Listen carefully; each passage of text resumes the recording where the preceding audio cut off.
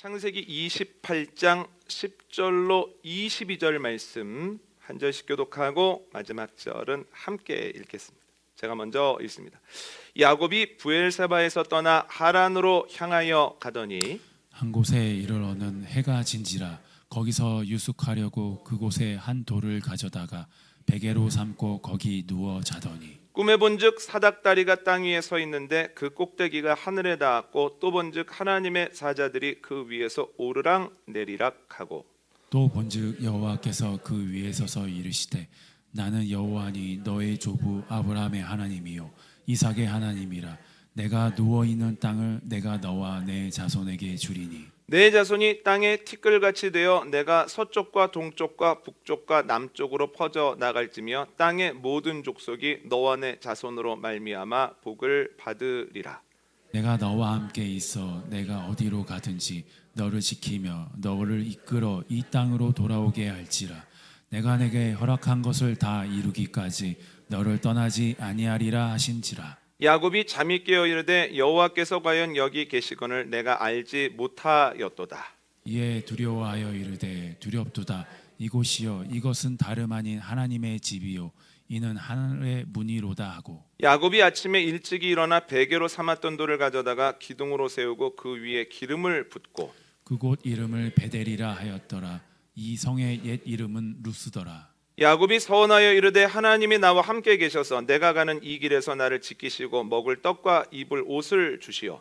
내가 평안히 아버지 집으로 돌아가게 하시오면 여호와께서 나의 하나님이 되실 것이요 함께 하겠습니다. 내가 기둥으로 세운 이 돌이 하나님의 집이 될 것이요 하나님께서 내게 주신 모든 것에서 10분의 1을 내가 반드시 하나님께 드리겠나이다 하였더라. 아멘.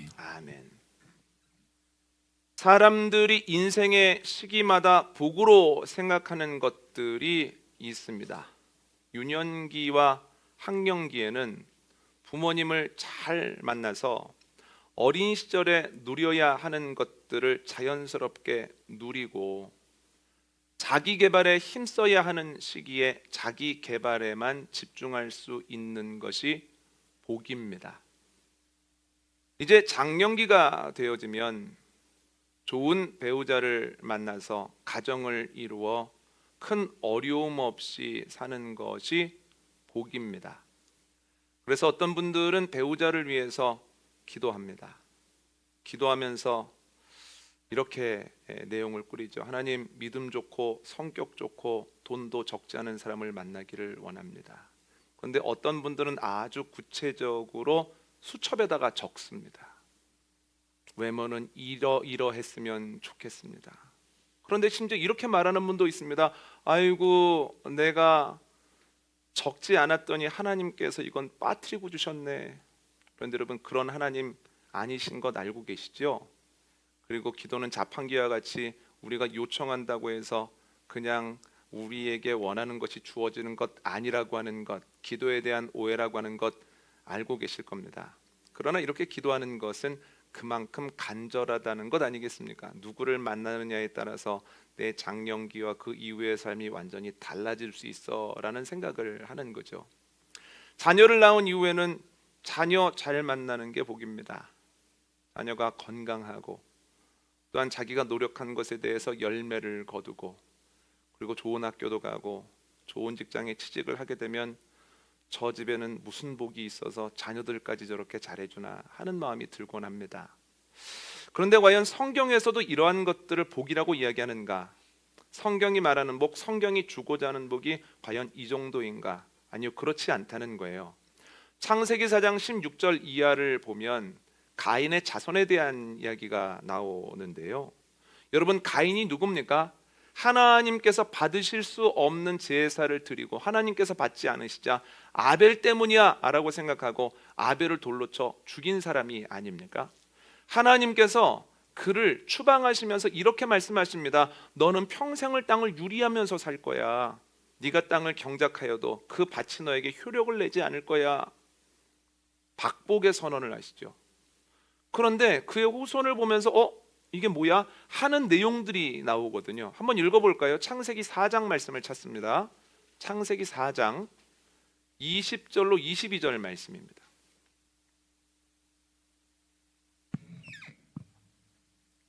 가지고 계신 성경을 찾으시고요.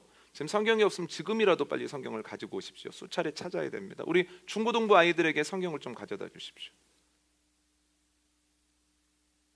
창세기 4장 20절로 22절 말씀 저희가 한 목소리로 함께 읽도록 하겠습니다. 시작. 아단은 야발을 낳았으니 그는 장막에 거주하며 가축을 치는 자의 조상이 되었고 그의 아우의 이름은 유발이니 그는 수금과 퉁소를 잡는 모든 자의 조상이 되었으며 실라는 두발가인을 낳았으니 그는 구리와 쇠로 여러 가지 기구를 만드는 자요 두발가인의 누이는 나아마였더라. 아멘. 야발은 장막에 거주하며 가축을 치는 자의 조상이 되었습니다. 야발로부터 수렵이 목축으로 전환이 되었다는 거예요. 먹고 사는 것에 획기적인 전환점이 마련이 되었다라고 하는 겁니다. 그의 동생 유발은 수금과 퉁소 잡는 자의 조상이 되었습니다. 그로부터 문화가 꽃피기 시작했다는 거예요. 문화가 꽃핀다라고 하는 것은 먹고 사는 문제가 어느 정도 해결되었다, 여기에서 더 나아가서 풍요롭다는 이야기를 하거든요. 솔로몬 때 문화가 발전하기 시작했다, 또한 지혜 문학이 모아지기 시작했다라고 하는 것은 다윗 때 형성된 부와 안정에 상당한 근거를 두고 있습니다. 그러므로 유발 때 문화가 발전하기 시작했다라고 하는 것은 야발의 수렵으로부터 목축으로의 전환에 꽤 많은 덕을 보고 있을 겁니다. 두발가인은 구리와 쇠를 잘 다루는 기술을 가지고 있었습니다. 사람들이 생각만 했지 할 수 없는 일들을 두발가인은 했다는 거예요. 그러므로 그가 생활을 할 때도 편리하고 전쟁을 할 때도 꽤 유리했다라고 하는 거죠. 이게 가인의 아들들, 손주들, 자손들을 통해서 일어난 일입니다. 이상하지 않습니까? 박복의 선언을 했는데 잘 되잖아요. 그뿐만이 아닙니다. 창세기 10장을 보면 아버지의 치부를 가려주지 않아서 아버지에게 저주를 받았던 함의 자손 중에 그 당시 이름만 대면 알 수 있는 니므롯이라고 하는 용사가 있습니다. 분명히 하나님의 이름으로 저주를 받았는데 잘 되잖아요. 유명하잖아요. 이걸 통해서 알 수 있는 사실은 세상에서는 최초, 최고, 최강이라고 하는 타이틀을 달 수 있으면 성공한 인생이고 복된 인생이지만 성경에서는 그 복을 얘기하는 것이 아니라고 하는 거예요. 그럼 진정한 복은 뭘까요? 하나님께서는 하나님의 말씀대로 살려고 노력하는 가운데 수많은 일들을 경험했던 아브라함과 그의 자손들을 통해서 진정한 복은 이거야, 내가 너에게 주고자 하는 복은 이거야 라고 하는 것을 알려주시는데, 오늘은 아브라함과 그의 자손들을 통해서 하나님께서 복을 주신 가정과 가문에 있는 일들에 대해서 두 가지를 나눠보겠습니다. 첫 번째는 이것입니다. 물려주고 물려받을 신앙의 유산이 있는 집이 복된 가정, 복된 가문이라는 거예요. 여러분, 야곱이 광야에서 노숙을 하는데 하나님이 찾아오십니다. 지난 목요일 새벽기도 때도 말씀을 드렸던 것처럼 다급하여 야곱이 하나님 찾은 것 아닙니다. 야곱에게는 하나님을 만날 수 있는 자격도 없습니다. 그런데 하나님이 야곱을 아끼고 사랑하심으로 야곱을 찾아오셨다는 거예요. 그런데 그에게 뭐라고 자신을 설명하시는가, 소개하시는가? 오늘 본문에 나온 그대로입니다. 나는 너의 할아버지 아브라함, 너의 아버지 이삭과 함께했던 그 하나님이야. 아주 짧은 설명이에요. 알듯 말듯한 내용입니다. 그런데 이 소개를 듣고 야곱이 더 이상 하나님에 대해서 물어보지 않는다는 거예요. 그거면 충분하다는 거예요. 여러분, 이게 어떻게 가능한 일입니까? 그가 이미 하나님에 대해서 많이 들었다는 얘기예요. 누구로부터 들었을까요? 아버지 이삭으로부터 들었고 할아버지 아브라함으로부터 들었다는 거예요. 일례로 아브라함이 100세 때 이삭을 얻습니다. 그리고 이삭이 60세 때에 에서와 야곱을 낳습니다. 즉 아브라함의 나이 160세 때에 야곱이 태어나요. 그런데 창세기 25장을 보면 아브라함은 175세 때에 하나님께 부르심을 받거든요. 그러면 우리가 상식적으로 생각해 볼 수 있는 것, 아브라함이 죽을 때까지 야곱과 함께 살았는데 야곱이 태어나면서부터 15살에 이르기까지 할아버지와 이야기하며 지냈다는 거예요. 어렸을 때는 할아버지 아브라함의 무릎 위에 앉아서 하나님에 대하여 하나님의 일하시는 방식에 대해서 반복적으로 들었다라고 하는 거예요. 할아버지와 아버지가 하나님에 대해서 반복적으로 이야기해 주었지만 평소에는 그것이 별다른 힘이 없는 줄 알았습니다. 그냥 흘려 듣는 줄 알았습니다. 젊은 아이들이 다 그렇죠.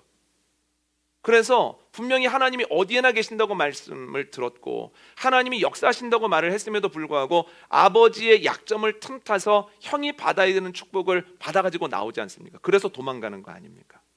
그런데 결정적인 순간, 위기의 순간이 보니 야곱이 할아버지와 아버지에게 받은 신앙의 유산이 있더라는 거예요.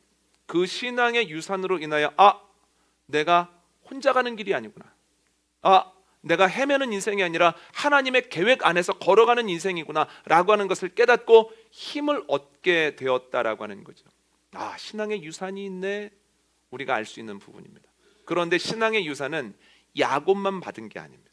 한번 읽어볼까요? 창세기 39장입니다. 찾아보겠습니다. 창세기 39장.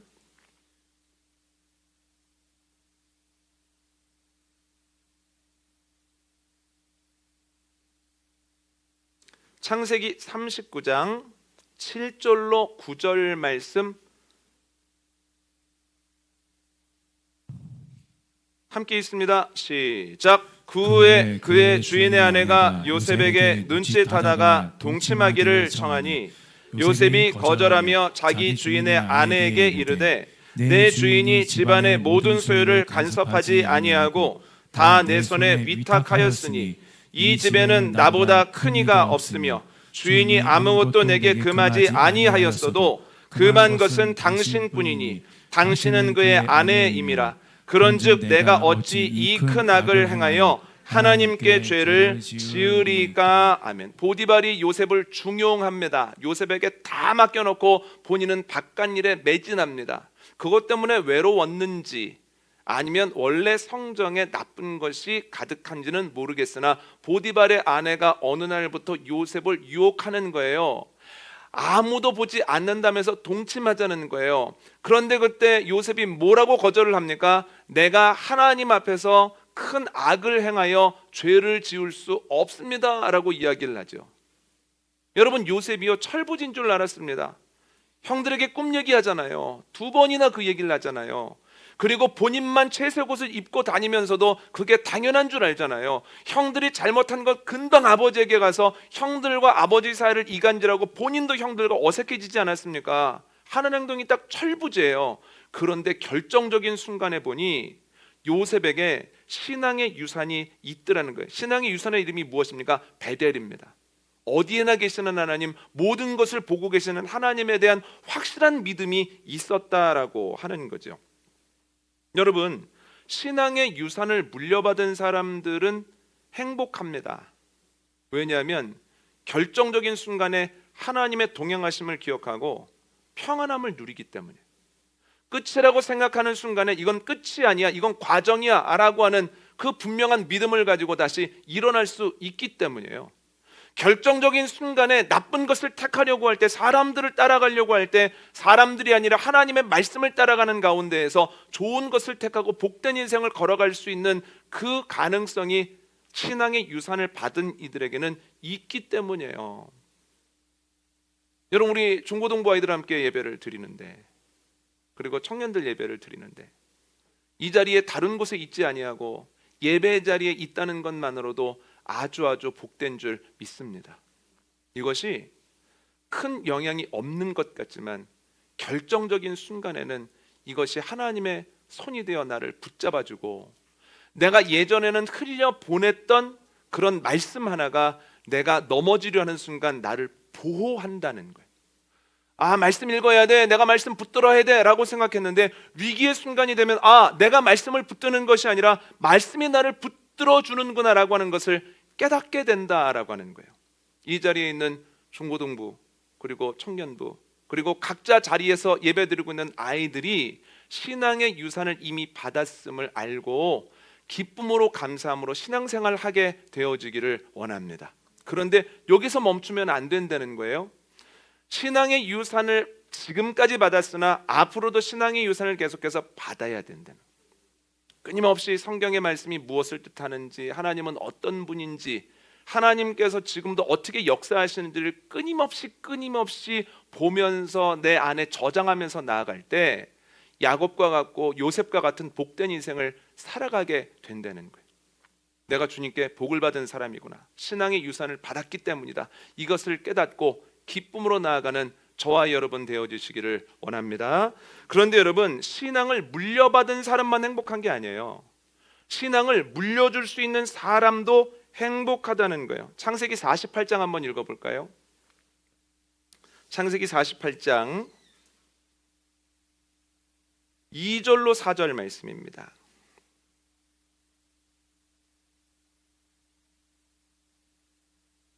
함께 읽습니다. 시작. 어떤 사람이 야곱에게 말하되 내 아들 요셉이 내게 왔다 하매 이스라엘이 힘을 내어 침상에 앉아 요셉에게 이르되 이전에 가나안 땅 루스에서 전능하신 하나님이 내게 나타나사 복을 주시며 내게 이르시되 내가 너로 생육하고 번성하게 하여 내게서 많은 백성이 나게 하고 내가 이 땅을 내 후손에게 주어 영원한 소유가 되게 하리라 하셨느니라. 아멘. 아버지 야곱이 나이가 들어 노환으로 어려움을 겪고 있을 때 요셉이 아버지 찾아갑니다. 아버지 이삭을 닮아서 야곱도 노년이 되니까 눈이 어두워져 있는 거예요. 그래서 수종 드는 사람이 어르신, 아들 요셉 왔습니다. 그랬더니 힘을 차리고 일어나서 요셉에게 뭐라고 이야기를 하냐면, 내가 루스 땅에서 하나님을 만났다.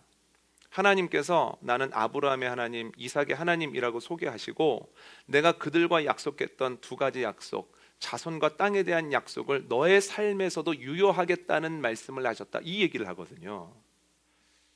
여러분, 요셉에게 왜 이야기를 할까요? 하나님께서 아브라함에게 하셨던 약속이 이삭에게도 유효하고 이삭에게 하셨던 약속이 나에게도 유효하고, 또는 그 유효한 약속이 누구에게도 유효하다는 얘기입니까? 요셉에게도 유효하고 그의 자녀들에게도 유효하다라고 하는 거예요. 여러분, 야곱에게는 물려줄 땅이 없습니다.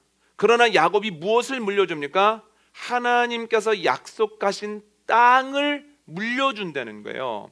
그래서 눈으로 보기에는 물려줄 것이 없었으나 신앙의 유산의 측면으로 보면 물려줄 것이 너무나 많았다라고 하는 거죠. 어른들을 보면 마음이 괜히 애잔할 때도 있는 것 같아요. 아이고, 우리 애들한테 뭘 좀 물려줘야 되는데, 우리 아이들한테 뭔가 많이 물려주면 이 어려운 때를 잘 살아갈 수 있을 텐데. 그러나 염려하지 마십시오.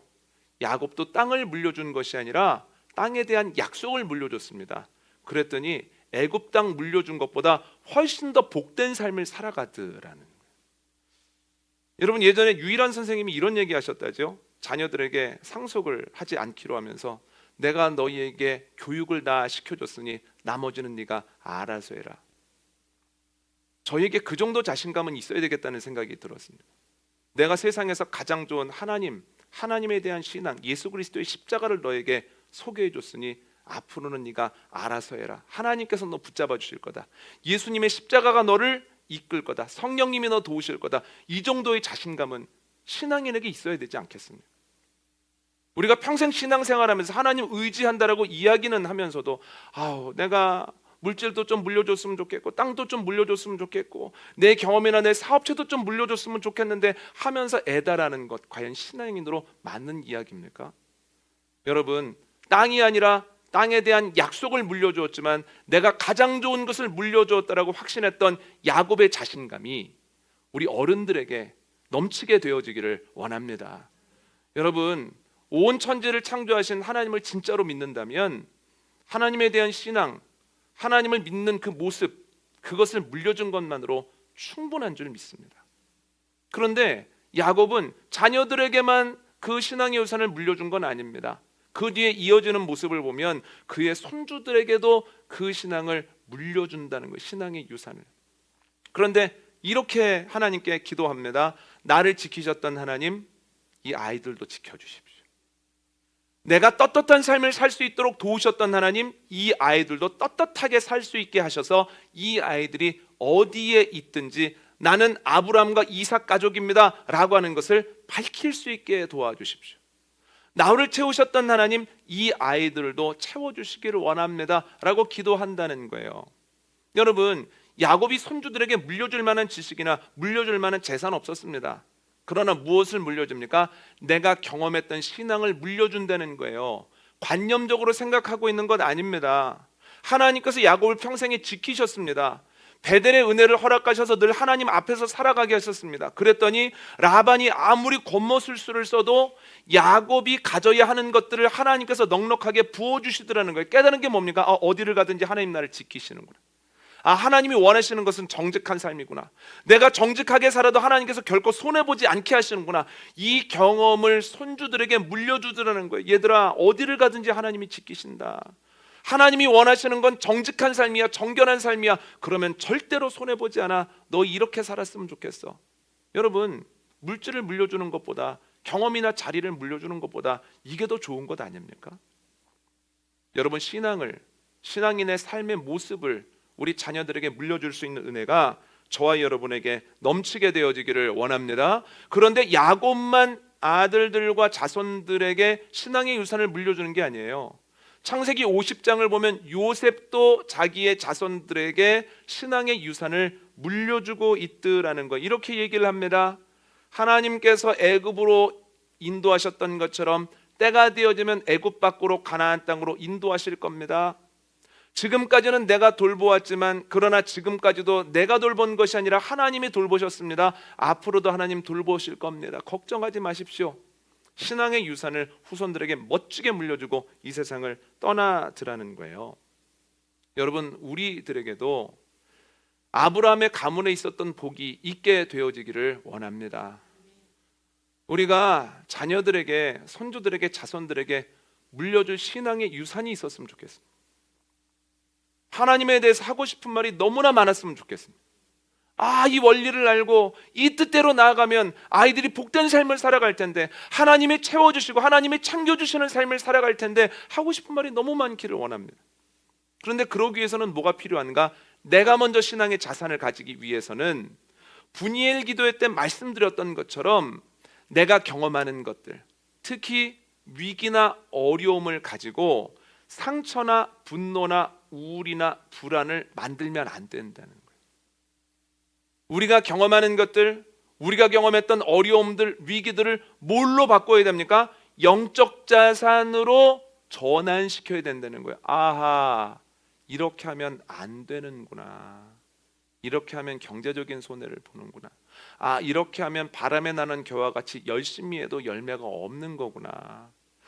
이렇게 하면 관계가 깨지는 거구나. 이게 하나님께서 만든 이 세상의 신앙적 원칙이구나 라고 하는 것을 깨달아야지. 이렇게 하면 열매가 열리는구나. 이렇게 하면 더딘 것 같다가도 점점 빨라지는구나. 하나님이 기뻐하시는 일을 하니 나에게도 기쁜 일이 생기는구나. 먼저 그의 나라와 의를 구했더니 하나님께서 모든 것을 더하시는구나. 어려움을 통해서도 기쁜 일을 통해서도 끊임없이 영적 자산을 만들어 가야 된다는 거예요. 그래서 영적 자산을 가지고 있다가 자녀들에게 때가 될 때마다 하나님은 이런 분이야, 하나님은 이렇게 일하시는 분이야, 하나님은 정말 놀라운 분이야 라고 하는 것을 아이들에게, 손주들에게, 후손들에게 전해야 된다는 거예요. 이러한 복된 삶이 우리의 삶이 되어지기를 원합니다. 또한 자녀들은 그 신앙의 유산을 받아서 언제든지 어디에서든지 주님의 사람으로 복된 삶을 살아가게 되어지기를 원합니다. 그래서 복된 가정과 가문의 첫 번째 특징, 물려주고 물려받을 신앙의 유산이 있다는 거예요. 두 번째는 뭐냐면 후손이 신앙으로 나를 훌쩍 뛰어넘는 게 복된 가정이라는 거예요. 이게 성경이 말하는 복입니다. 2002년도 월드컵 때 차범근 씨가 해설을 하다가 이런 얘기를 냈습니다. 전에는 저를 보고 차범근 선수라고 하더니 이제는 나를 차두리 아빠라고 합니다. 그러니까 차두리 선수가 꽤 인상적인 모습을 많이 보였거든요. 그러니까 사람들이 차두리 했거든요. 그러면서 차범근 선수를 차두리 아빠라고 부르는 그걸 들으면서 아빠가 그렇게 좋은 거예요. 왜 그렇습니까? 자녀의 이름이 아름답게 빛나는 것, 더 나아가서 자녀가 나를 뛰어넘는 것만큼 좋은 일은 없다는 거예요. 이런 면으로 말하면 행복한 사람들이 몇 있습니다. 나도 야구를 했는데 아들도 야구를 하네. 그런데 아들이 나보다 멀리 가서 야구를 하네. 이런 면에서는 이종범 선수 꽤 행복하지 않겠습니까? 아들 이종우를 보면서. 농구는 어떻습니까? 농구 대통령 허재 두 아들이 농구를 하잖아요.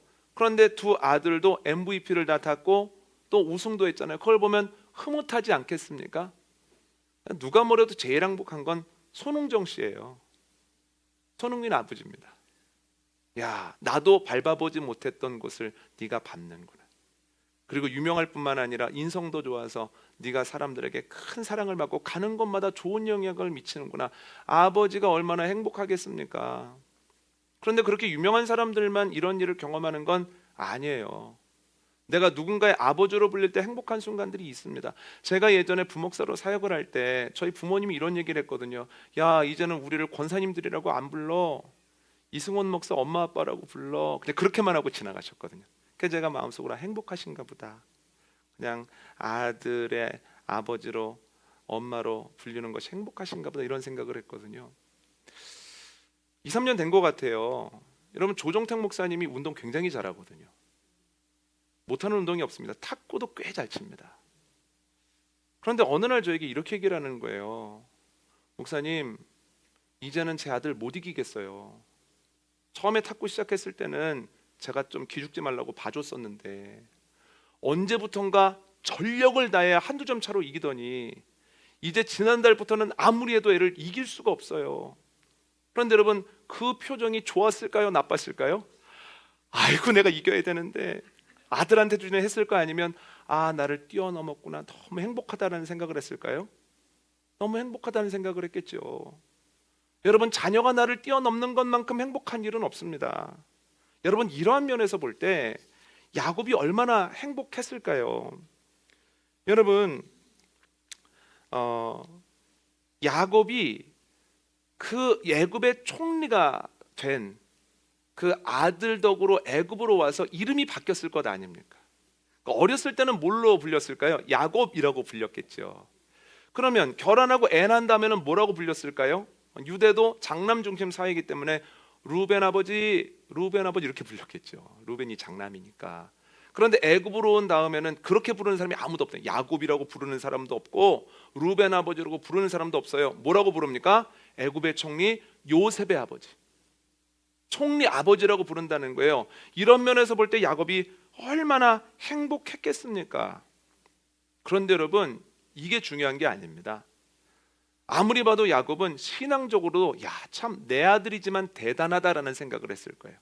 한번 찾아볼까요? 창세기 50장입니다.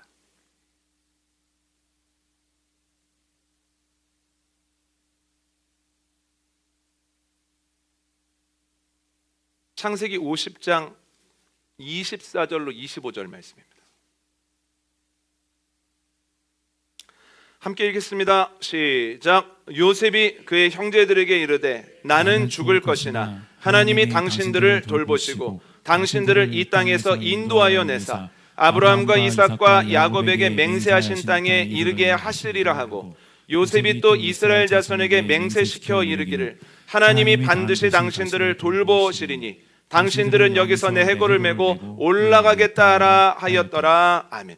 요셉이 형제들과 자손들에게 유언을 남기는 장면이에요. 그런데 그의 말을 들어보면 하나님에 대한 믿음과 하나님이 하실 일에 대한 기대감이 넘친다는 거예요. 여러분 요셉이 30살에 총리 자리에 올랐습니다. 110살에 하나님의 부르심을 받았습니다. 무려 80년 동안 총리가 된 이후에 늘 중심에 섰고 늘 사랑받았고 늘 사람들에게 영향력을 주며 칭찬을 받았습니다.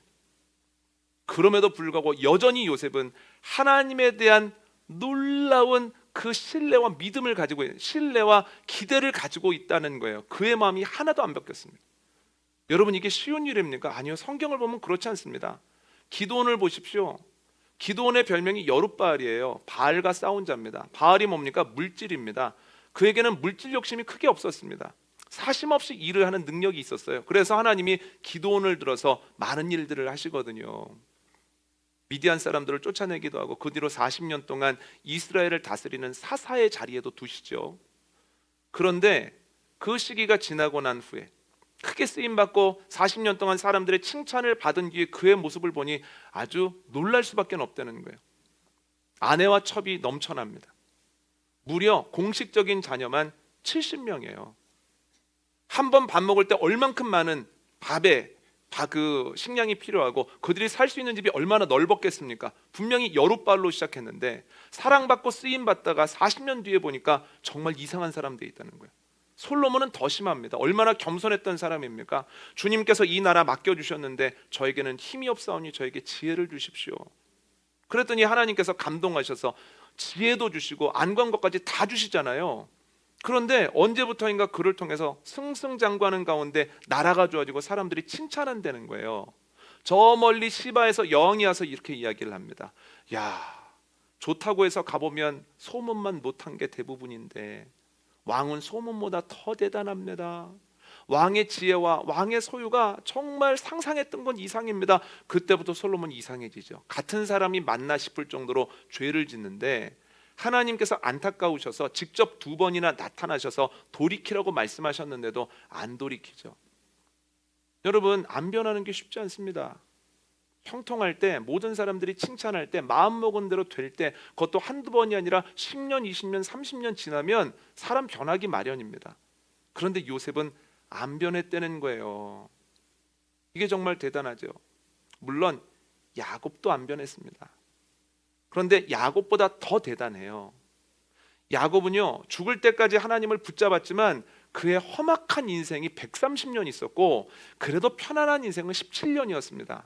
애굽에 와서 17년을 살았으니까요.